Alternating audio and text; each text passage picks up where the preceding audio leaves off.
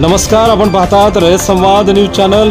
स्थानिक स्वराज्य संस्था निवडणुकीच्या संदर्भात अकोट तालुका शिवसेना ठाकरे गटाची आढावा बैठक संपन्न।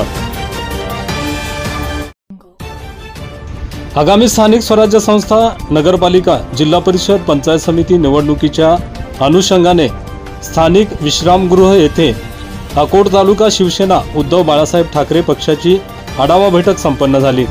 या बैठकीच्या अध्यक्षस्थानी शिवसेना उपनेते आमदार नितीन देशमुख होते, तर जिल्हा प्रमुख गोपाळ दातकर, जिल्हा प्रमुख मंगेश काळे,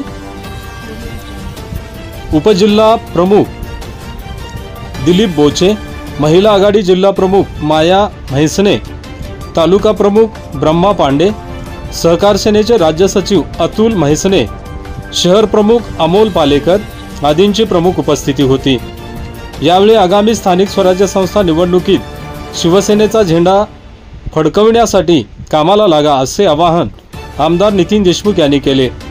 यावेळी आदिवासी तालुका प्रमुख सुभाष सुरत्ने, जिल्हा परिषद सदस्य जगन निचळ, डॉक्टर प्रशांत आढाऊ, ज्ञानेश्वर ढोले, रोशन पर्वतकर, अक्षय घायल, राजू मोरे, शिवसेना जिल्हा संघटिका उषा गिरणाळे, नीता गौडागरे, उषा चौधरी, अविनाश गावंडे, मुकेश ठोकळ, बंडू बोरकर, संतोष जगताप, शैलेश इंगोले, उमेश आवारे, गोपाल कावरे, योगेश बरेठिया, आकाश बरेठिया, प्रशांत येऊल, गजानन कोलखेडे, विलास वसू, नितीन कोल्हे, विकास जाधव, अरुण सोनटके, नितीन गौडागरे, प्रवीण बगाडे, आदित्य लाहोरे, ओम भांबुरकर, संजय गैधर,